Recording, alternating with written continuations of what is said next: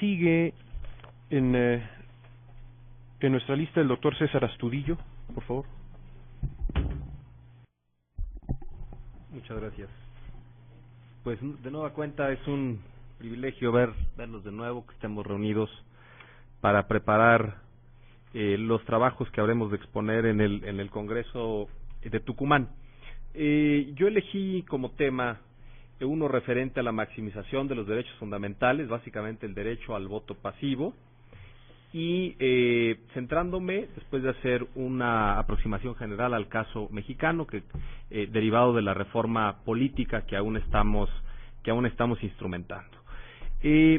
Yo he planificado esta ponencia desde cinco o seis puntos de vista. Lo primero que me interesa en la ponencia es ver cómo los derechos políticos se han venido maximizando, no todos, particularmente el derecho al sufragio activo y pasivo. Y para ver esta maximización, no solo en México, sino en América Latina, parto de una hipótesis central que habré de verificar.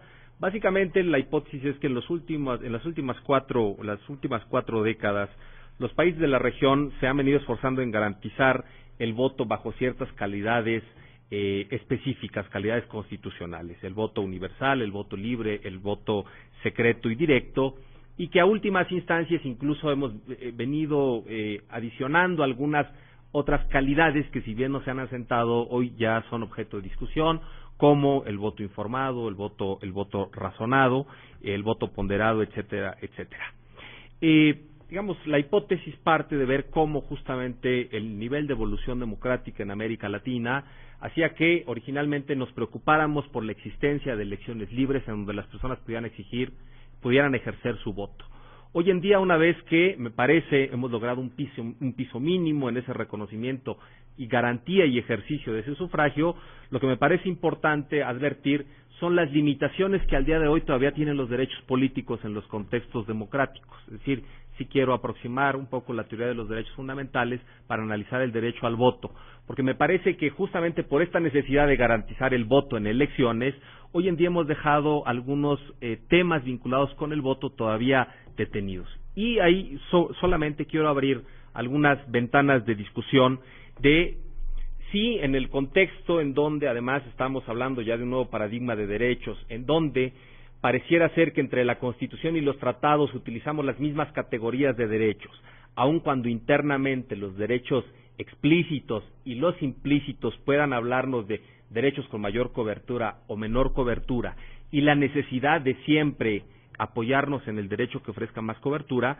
me parece que hoy en día necesitamos replantear si las limitaciones a estos derechos de participación política todavía siguen siendo justificadas. Por ejemplo, quiero hablar del tema de la titularidad del derecho al voto vinculado con la edad para tener el reconocimiento de derechos políticos, sobre todo en los sistemas que manejan una edad para los derechos políticos y una edad diferente, por ejemplo, para ya ser sujeto a responsabilidades penales. En segundo lugar, el voto de los nacionales ausentes, con todas sus implicaciones.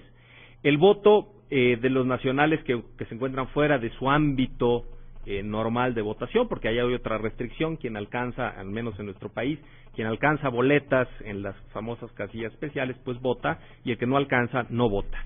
Después, el voto de los extranjeros en el país de su residencia. El voto, me parece que tampoco le hemos puesto suficiente atención al voto de los discapacitados, al voto de quienes se encuentran padeciendo una enfermedad el día de la votación, y también el voto de cierta calidad de sujetos, justamente por la función que tienen, y ahí básicamente he encontrado limitaciones para el voto de policías, de militares, para el voto de quienes también ejercen alguna confesión religiosa. Después de esta aproximación general, quiero bajar a la perspectiva solo del derecho al voto pasivo, y ver justamente las limitaciones a las que hoy en día se encuentra sometido, y analizar si son justificadas o no son justificadas en esta idea de la maximización de los derechos políticos. Después, esto lógicamente va a ser a través de un capítulo también de derecho comparado, básicamente latinoamericano, en donde hay un magnífico material para el análisis. Y después voy a entrar a la perspectiva nacional, primero para derivar cómo en un tiempo muy pequeño el humor político ha cambiado diametralmente, 180 grados. En 2007 se dijo, la participación política discurre toda, completa, a través de los partidos políticos, y hoy, digamos, 5 años después, se nos dice no solo a través de los partidos, sino los ciudadanos se pueden postular ejerciendo un derecho político sin necesidad de esa mediación partidista.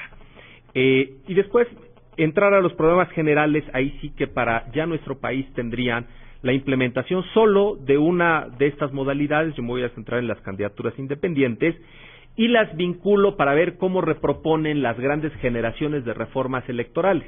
Por ejemplo, si la reforma del 77 fue en pos del pluralismo político, lo que me voy a preguntar es si las candidaturas contribuyen a fortalecer el pluralismo político en nuestro país y sobre todo la manera de compatibilizarlas, porque el sistema todo electoral está construido sobre la premisa de que solo compiten los partidos políticos. La segunda pregunta que me voy a hacer es cómo impactan en el diseño de las instituciones electorales, porque pues habrá necesidad de modificar cuestiones vinculadas con la jurisdicción electoral, con la persecución de los delitos. Por ejemplo, ahora se habla de que ya no va a ser un delito comprar el voto, sino comprar el apoyo para que alguien pueda postularse, es decir, las firmas previas de respaldo, si eso puede ser constitutivo de delito. Y después, como tercer premisa, es ver cómo se pueden implementar estas candidaturas independientes en un esquema preocupado desde el 93 por generar paridad de condiciones en la competencia política, y es ver en qué casos se justifica que haya una paridad de derechos, de obligaciones, de prerrogativas, entendiendo que la prerrogativa es propia de los partidos, y en qué casos se justifica un trato diferenciado.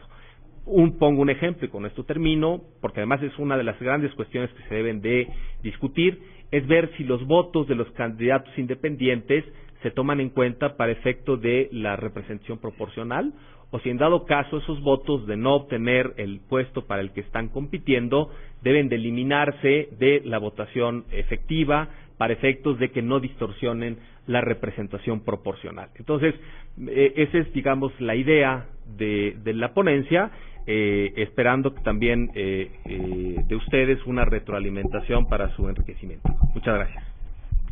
Gracias, César. A continuación, el doctor Cabrera. Gracias. En primer lugar, quiero agradecer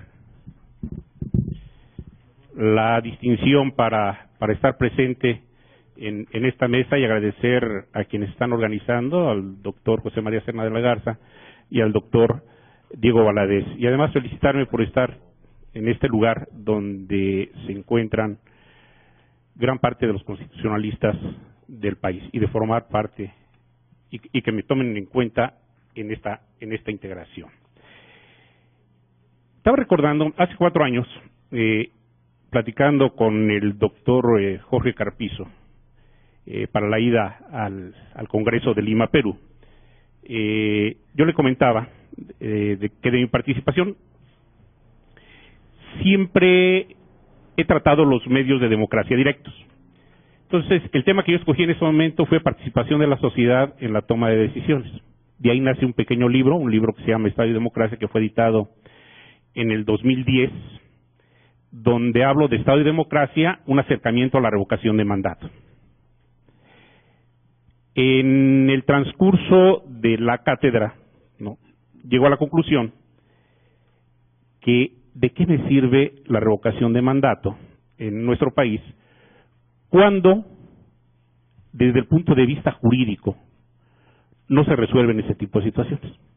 O sea, la autoridad se mofa de esa revocación de mandato. ¿Por qué? Porque entran en negociación a los partidos políticos y después, pues, nada más, no se aplica la ley. Entonces yo les dije que para mí ya era un tema agotado y que teníamos que trabajar en una nueva sistemática con la finalidad de poder encontrar y resolver de fondo esa problemática, y que es exactamente el tema que yo retomo para poder participar en este congreso. Yo lo he titulado el proceso de socialización y culturización de la democracia desde la perspectiva de la participación ciudadana. Platicando con el doctor Garza y viendo lo del problema de Guerrero, yo le comentaba que a mí me tocó estar del otro lado, porque yendo hacia Acapulco, pues nos detuvieron con mi familia y ahí estuvimos 6 horas. Y haciéndolo desde el punto de vista reflexivo, yo me preguntaba en un elemento que es esencial y que es de donde yo parto. ¿Dónde está la dignidad humana? ¿No? Que es un elemento esencial si nosotros lo vemos desde el punto de vista de los derechos humanos. ¿Por qué? Porque todos somos libres.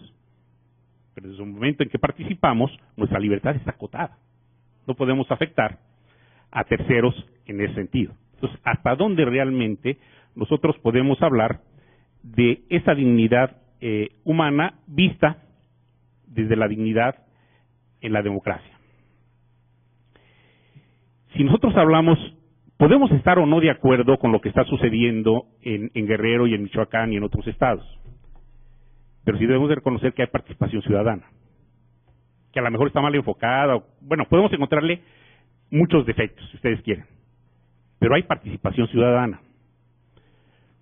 ¿Cómo enfocarla para que la misma sociedad pueda resolver de fondo su problemática si nosotros tenemos una crisis de representación? ¿No? Hay una crisis, como lo maneja muy bien Dieter Nolle, ¿no? Hay una crisis de legitimidad, pero esa crisis de legitimidad parte de una crisis de credibilidad. ¿Quién cree en la autoridad? ¿No? Si nosotros manejamos una serie de encuestas en este momento, podemos ver que, bueno, ya no se cree ni en los curas, ¿no? Ya esa crisis de credibilidad nos ha llevado a generar una crisis de legitimidad, que vista desde el punto de vista de la crisis de la representatividad que en este momento se está dando, pues entraríamos en la misma disyuntiva, ¿no?, que manejaba Serna. ¿Quién tendrá más la culpa? ¿El Estado o los indígenas o la gente de Guerrero al bloquear esta importante vía, ¿no?, esta importante arteria? Yo siempre he creído y he llegado a la conclusión de que la democracia por sí sola no resuelve los problemas en los que nosotros estamos inmersos. Y gran parte de esa problemática se resuelve por medio de la negociación democrática. O sea, cómo preparar a operadores democráticos para que realmente, desde el punto de vista real, se puedan resolver. Nosotros somos muy buenos teóricos, ¿no?, hablando de la democracia, pero ¿cómo resolver los problemas que se están enfrentando allá abajo? ¿Cómo entender que la misma sociedad en esa participación a la que tiene derecho se le ha negado y su forma de manifestarse es haciendo este tipo de actitudes?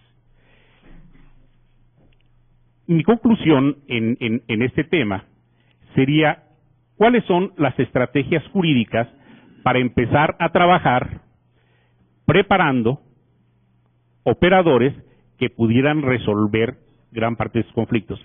Y lo digo porque acabo de sacar un libro también en este año sobre la justicia alternativa, ¿no? Estado y justicia alternativa, la reforma del artículo 17 constitucional.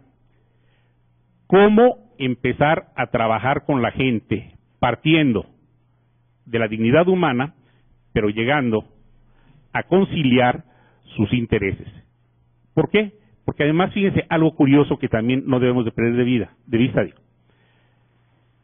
Nosotros como abogados, y esto yo lo veo en mi escuela, en la Universidad Autónoma del Estado y en gran parte de las universidades, dentro de los planes y programas de estudio, a lo que les enseñamos a los abogados es a generar más conflictos, no a resolverlos, ¿no? Nuestro sistema de enseñanza siempre se ha afincado en un sistema inquisitivo. El sistema inquisitivo se fundamenta en la cultura de la violencia. Y cuando nosotros le decimos al abogado, no, yo no te vengo a enseñar aquí que tú generes un conflicto mayor, ¿no?, que no seas un abogado picapleito, ¿no?, que no seas un abogado de este tipo. Nosotros necesitamos otro tipo de abogado. Necesitamos un abogado que resuelva. Y cuando le decimos, también puedes ganar negociando, ¿no?, el abogado como que empieza a entrar en otra fase de la actividad que nosotros como universidades, que nosotros como catedráticos en las universidades tenemos que empezar a trabajar. Entonces, la propuesta es cómo prepararlos, pero además partiendo de los planes y programas de estudio, ¿no?, desde las universidades. Y de ahí generar un proceso de socialización y de culturización que nos lleve a proponer y resolver o buscar alternativas de solución a la conflictiva social en la que estamos inmersos. Es todo, gracias. Gracias, doctor Cabrera. A continuación seguiría la doctora Marina del Pilar Olmeda.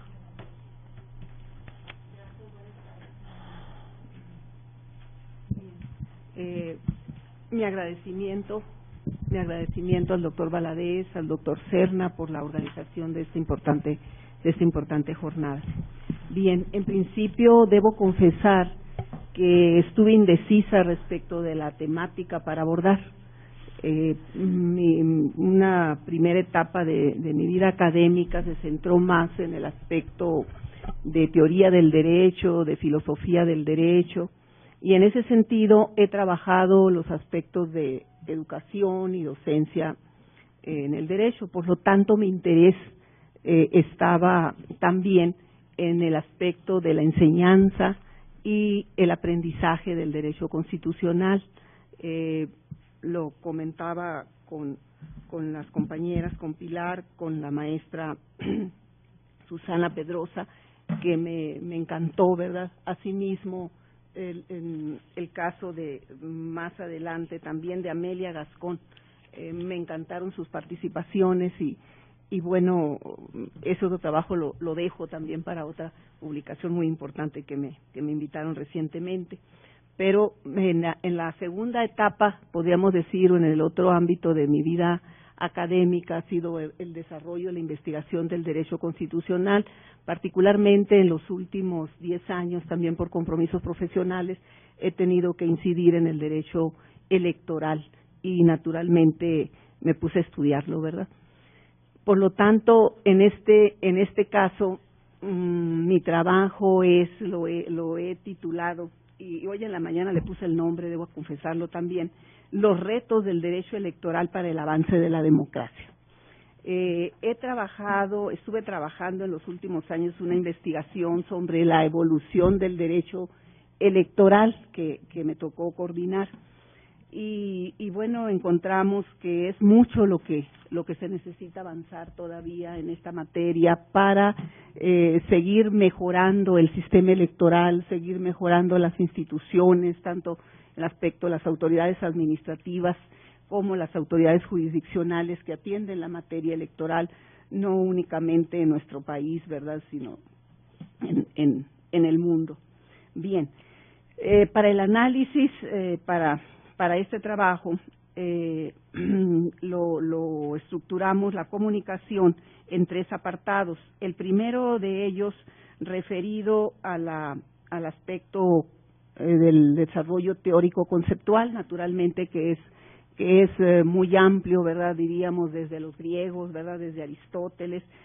Un gran avance lo encontramos en los científicos sociales, ya de la ciencia política en particular, y pues naturalmente en el ámbito jurídico específicamente, y pues somos quienes estamos en este momento, y debo referirme al doctor Jorge Carpizo en un trabajo muy completo. Este trabajo lo publicó el doctor Carpizo en el 2007, Concepto de Democracia y Sistema de Gobierno en América Latina. También está el trabajo del doctor Valadez, más adelante, Haciendo Camino, se llama el documento completo, En el Camino de la Democracia en México, compiladora la doctora Patricia Galeana desde 1998. También hay que hacer referencia al doctor Carbonell, en el 2005, doctor, La construcción de la democracia constitucional. Bien, y concluimos nosotros en este marco teórico conceptual que tenemos que hablar de 2 conceptos de democracia aquí en un ámbito general, la democracia procedimental, ¿verdad?, y la democracia sustantiva en sentido estricto. Procedimental es lo que se centra particularmente o se ubica particularmente en los procedimientos electorales, pero esto es esencial para un funcionamiento de lo que se denomina la democracia sustantiva, ¿verdad?, en una distribución del ingreso, en una mejor calidad de vida, en el respeto a los derechos humanos, en el equilibrio de los poderes. Así está, el doctor Valadez en su obra nos decía, la consolidación democrática demanda de un complejo entramado de normas constitucionales que definan el derecho al poder, el derecho del poder, el derecho ante el poder y, por supuesto, el control del poder.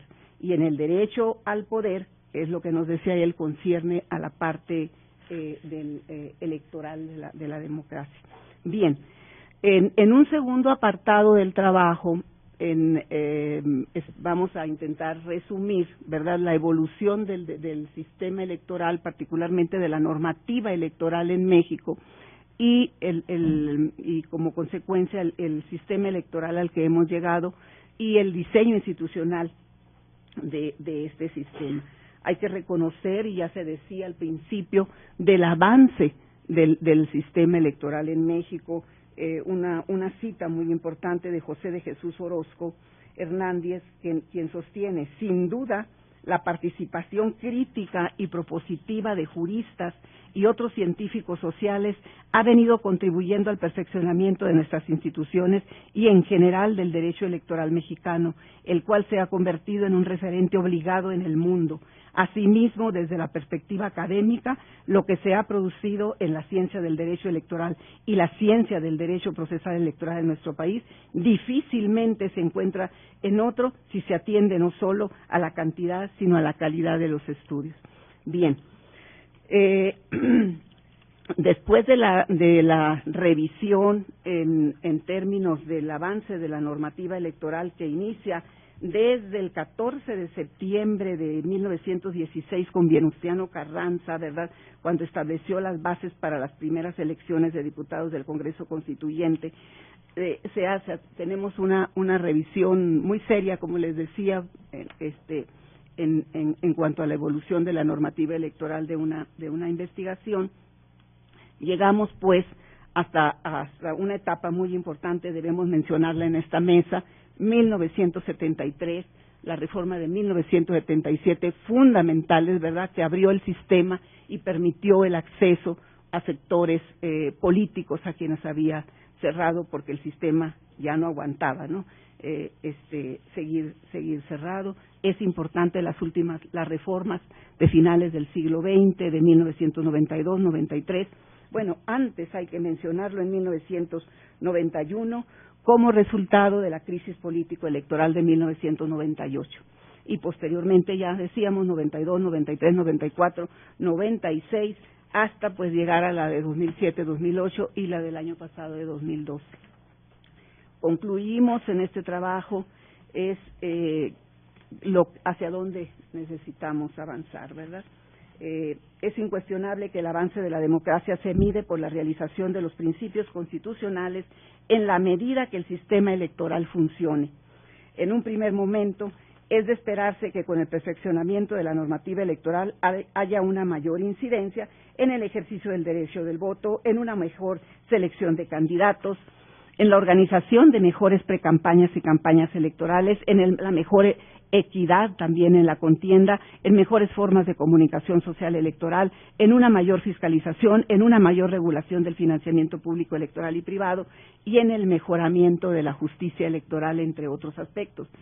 Sin embargo, el sistema electoral como elemento procedimental de la democracia debe incidir integralmente en los elementos de contenido del propio sistema democrático que se materialice en la situación que guarda el Estado de Derecho, en la capacidad de respuesta de la satisfacción de las necesidades sociales básicas, ya se ha dicho aquí, de alimentación, salud, vivienda, educación, naturalmente, en el respeto y defensa a los derechos humanos, en la ampliación de las diversas libertades y en la igualdad y en una mayor igualdad, naturalmente.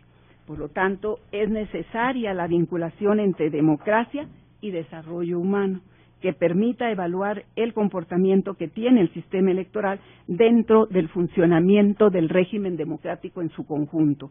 Para esto se requiere la correlación entre los elementos procedimentales e instrumentales que integran el sistema electoral con los elementos consustanciales o de contenido que garanticen una democracia de calidad. Gracias. Gracias, doctora Olvera. Sigue el doctor Vázquez Ramos.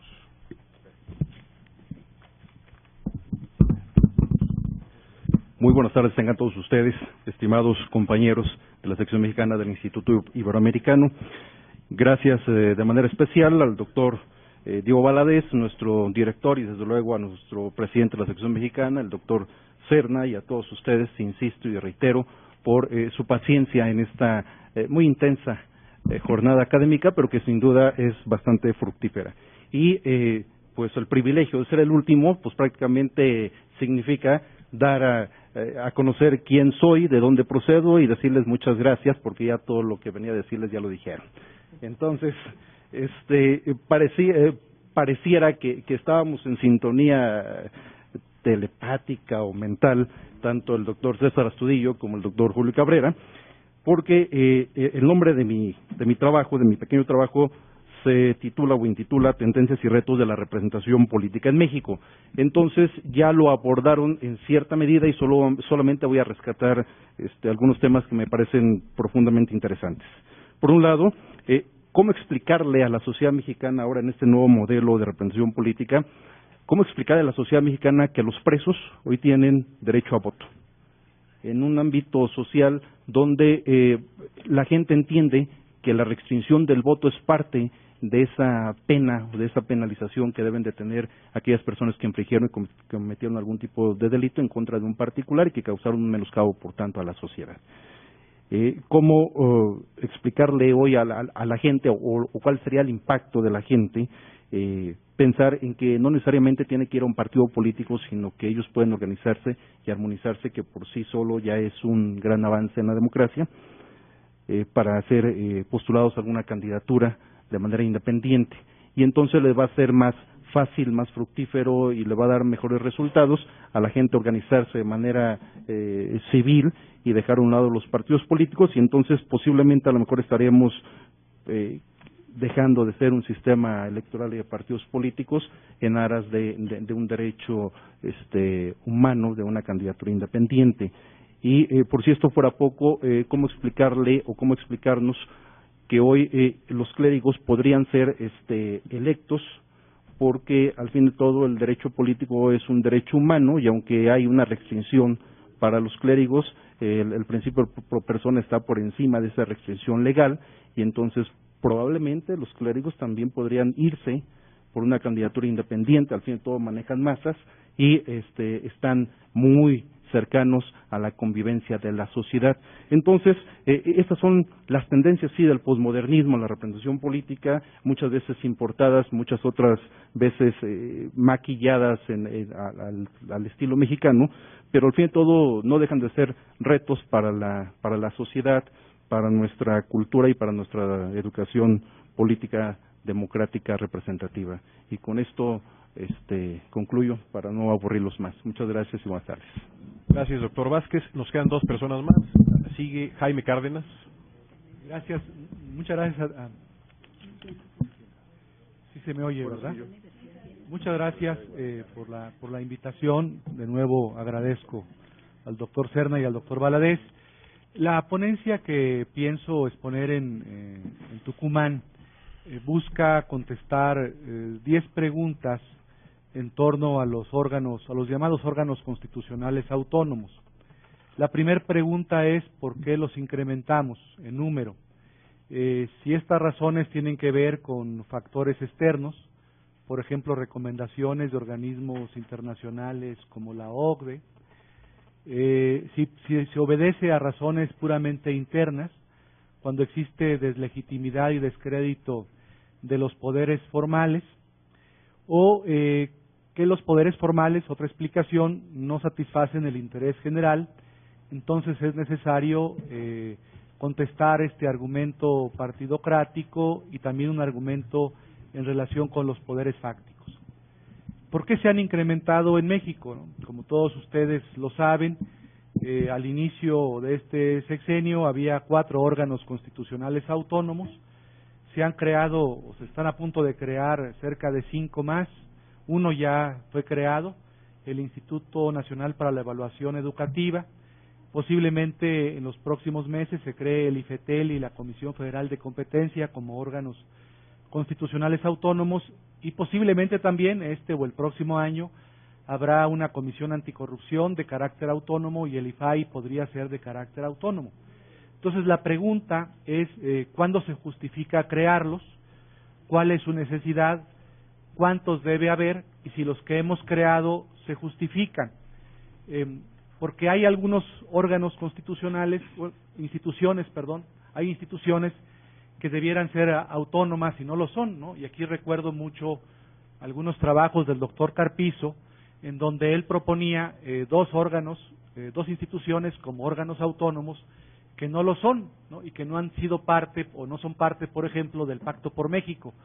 Me refiero a la Auditoría Superior de la Nación, Superior de la Federación, que se llama ahora, y me refiero a la Procuraduría General de la República, al Ministerio Público, y sin embargo esos órganos o instituciones pues no son concebidos en las reformas propuestas como órganos constitucionales autónomos. Entonces, ¿cómo se justifican? ¿Cuándo se justifican? Etcétera. ¿Qué relación o qué características han asumido estos órganos constitucionales autónomos en México en relación con los poderes formales y los niveles de gobierno? Los últimos que se han propuesto, por ejemplo, son terriblemente o enormemente centralistas. Violentan la autonomía de estados y municipios. Me refiero al Instituto Nacional para la Evaluación Educativa, y seguramente si se aprobara se le diera una nueva naturaleza jurídica al IFE, que se llamaría Instituto Nacional de Elecciones, pues como ustedes saben se ocuparía de organizar no solamente elecciones federales, sino también estatales y municipales. Estas 5 preguntas que he comentado respecto a México, trato de después de analizarlas o plantearlas para el caso de América Latina. Por ejemplo, en América Latina, ¿cómo se han constituido? ¿Para qué? ¿Cómo se han justificado? ¿Cuál es el estatuto jurídico de estos órganos autónomos en América Latina? Si tienen igualdad jerárquica con los poderes formales, si sus titulares son electos democráticamente.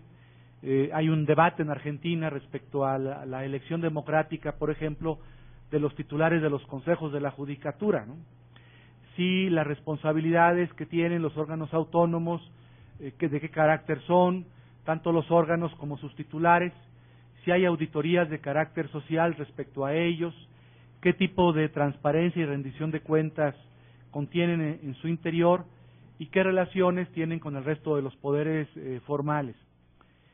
Me pregunto también cuál es el futuro de estos órganos constitucionales en Latinoamérica y en México, si se requiere una nueva teoría constitucional de diseño institucional respecto a los órganos constitucionales autónomos o no, y una pregunta final, ¿qué han aportado estos órganos constitucionales autónomos en la democratización o para la democratización de América Latina y para la construcción del Estado constitucional? ¿Si han servido para algo o no han servido? ¿Cuál ha sido realmente el aporte al sistema constitucional y democrático de América Latina? Gracias, doctor Cárdenas. Concluimos con el doctor Marcial Rodríguez, por favor. Muchas gracias. Igualmente, gracias al doctor Diego Valadez, al doctor José María Serna. El tema de mi participación en este congreso se denomina reformas constitucionales, reelección presidencial en Iberoamérica. Yo lo consideraba ubicar en el primer gran bloque de temas del Congreso, que se refiere a las reformas constitucionales y democracia en Iberoamérica. Ciertamente se ha estudiado este tema ya en por diferentes teóricos. Los procesos de reforma del Estado que ha habido en América Latina han tenido como parte importante reformas constitucionales referidas a la reelección presidencial. Sin embargo, hay nuevos fenómenos, nuevas variables, yo diría, relativas a esta temática. Yo utilizaría, por una parte, una variable que consiste en analizar cuáles han sido los procedimientos de reforma constitucional para la reelección presidencial. Los ha habido a través de los constituyentes, digamos, permanentes, los ha habido también a través de consultas, de referéndums, y también a través de decisiones de organismos jurisdiccionales. En este caso, por ejemplo, la Sala Constitucional de la Suprema Corte de Justicia de Nicaragua. También otra variable que considero utilizar es cuáles han sido los argumentos que se han expuesto, por ejemplo, en el caso de decisiones de carácter jurisdiccional.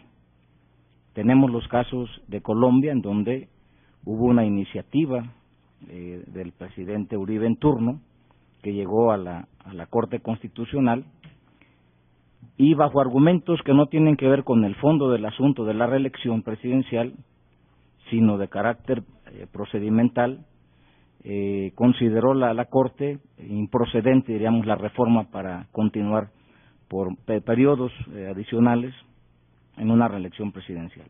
En cambio, en el caso de la Sala Constitucional de la Corte Suprema de Justicia de Nicaragua, pues llama la atención que la sentencia que emite declara inaplicable un artículo de la Constitución. Y entonces aquí se presenta un problema para dilucidar si el órgano de control constitucional tiene bajo su responsabilidad precisamente garantizar el respeto a la Constitución bajo un argumento en el sentido de que no se respetaría el derecho de igualdad de competencia electoral del presidente en turno, Daniel Ortega, declaran inaplicable un artículo de la Constitución para permitir la reelección continua del presidente. Por otro lado, también otra variable que considero utilizar sería cuál ha sido el contenido, diríamos, de estas reformas. Algunas se han hecho para permitir la reelección inmediata del presidente, otras para permitir la reelección inmediata por un solo periodo, y otras más para permitir la reelección indefinida, como en el caso de Venezuela. Finalmente, vincular esta temática a los problemas, diríamos, de democracia y de reforzamiento de las figuras presidenciales. El tema se mantiene en debate, mismo en Argentina, en donde existe actualmente una iniciativa para reformar la Constitución y permitir la posible reforma constitucional para que se pueda postular la actual presidenta de la República a un siguiente mandato. Hay un grupo en Argentina que está promoviendo esta iniciativa, Carta Abierta, y creo que el tema está, diríamos, en la actualidad, a pesar de que se han expuesto argumentos sobre la conveniencia o no de la reelección, sobre los principios, digamos, que regulan estos procesos de reelección, pero considero que la temática está vigente y creo que será un tema de interés en el Congreso. Muchas gracias. Pues muchas gracias, doctor Marcial Rodríguez. Creo que ya no vamos a tener tiempo aquí, sino allá, de tener la discusión. Yo quisiera, antes de darle el uso de la palabra al doctor Valadez, decir unas cuantas palabras. Él será quien clausure nuestra jornada. Primero, agradecer a todos ustedes su presencia, su participación. Agradecer, por supuesto, también a Héctor Fix Fierro, al doctor Valadez, todo el apoyo que nos dieron para la organización de esta jornada. También compartir dos brevísimas reflexiones que yo hago para mí, pero que me gustaría darlas a conocer en este momento. Creo que pueden ser útiles para efectos prácticos de la elaboración de nuestras comunicaciones. Primero, yo me planteo el reto de no perder de vista que se trata de un Congreso de Derecho Constitucional, no perder el tema constitucional. En mi caso, mi riesgo es irme por el lado del derecho administrativo. Hay que centrar el tiro en los temas constitucionales. El segundo punto de reflexión está vinculado con la distinción entre debates que son muy nacionales y debates globales. O sea, no puede uno dejar de discutir los temas nacionales, pero hay debates globales. Cada quien sabrá o podrá o deberá identificar o se convendrá que identifique cuáles son esos debates globales. En la medida en que aproximemos nuestras comunicaciones a esos debates globales, vamos a tener una muy buena oportunidad de comunicación y de diálogo con los colegas que vienen de otros países. Tercer punto, por favor, ya lo dije, vean con cuidado el reglamento, que no se vayan a pasar las fechas, que no vayan a enviar la ponencia a un correo electrónico que no es, inscríbanse, regístrense, hay que hacer un pago, todos esos detalles están bien desarrollados en el reglamento, por favor, revisarlo. Creo que la jornada ha cumplido con su objetivo. La sección mexicana tendrá el honor de acompañarlos a ustedes, que son quienes encabezarán, Héctor, Diego, encabezarán esta delegación, que creo que hará un muy buen papel en el Congreso Iberoamericano de Derecho Constitucional. Por mi parte es todo y cedo el uso de la palabra para una reflexión final y clausura al doctor Diego Valadez. Muchas gracias, doctor Serna. Y muchas gracias a todos ustedes por esta enriquecedora jornada. Han sido 6 horas de un intercambio de opiniones muy fructífero. Hemos escuchado puntos de vista, reflexiones, propuestas, análisis que realmente muestran la importancia que tendrá el Congreso para nosotros, y me atrevo a decirlo también sin falsas modestias, que tendremos nosotros para el Congreso. Como muy bien decía el doctor Serna, hay que elevar la mira todo lo posible, es importante, y aquí se han planteado temas de derecho local, de derecho regional, de derecho federal y de derecho comparado. Hay que pensar que vamos a un congreso internacional, todos los presentes han participado, tienen amplia experiencia en estos congresos. Y conviene también tener presente que nos recibe un país con una tradición de estudios constitucionales muy robusta. Argentina, sin duda, es uno de los países más sólidos en el estudio de nuestra disciplina. La delegación más importante en el orden numérico será, por supuesto, la Argentina. No será tampoco muy pequeña, al contrario, es una delegación grande la que se espera, de Perú, otro país donde el derecho constitucional también se ha visto embarnecido en por lo menos la última década, si no es que en las últimas 2 décadas. De Italia, que ya forma parte también una sección ya hay una sección italiana de nuestro instituto, irá una delegación de 15 constitucionalistas. Colombia enviará también un núcleo importante, un número importante de participantes. De suerte que estamos convencidos, quienes tuvimos el privilegio de hacer esta convocatoria, y decía el doctor Serna, se refería al doctor Fixfierro y a mí, pero él mismo pues es el presidente de nuestra sección mexicana, de manera que somos los 3 los que tenemos en este caso el privilegio de haberlos invitado a platicar. Hemos hecho esta convocatoria con enorme entusiasmo y creo que al terminar la reunión podemos multiplicar nuestro entusiasmo. Me decía el doctor Corso que convendría darle difusión a este acto académico, inclusive para que pueda inspirar otras posibles reuniones nacionales en otros países. Y gracias al director Fixfierro, puedo decir a ustedes que toda la deliberación, estas 6 intensas horas de deliberación, estarán en Internet, de manera que se podrán ver. Le vamos a dar difusión, por supuesto, a este seminario que ha tenido un alto sentido académico. El Congreso, desde luego, tiene previsto la publicación de las ponencias que se presenten. Pero tenemos también la experiencia de que en algunos casos la acumulación de los trabajos de todos los participantes hace que las publicaciones a veces salgan con alguna tardanza.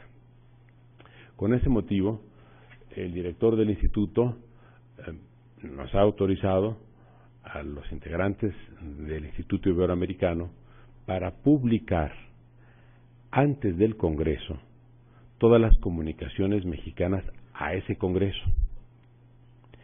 Pero esto implica un cumplimiento rigurosísimo de los calendarios a los que ya se ha referido el doctor Serna.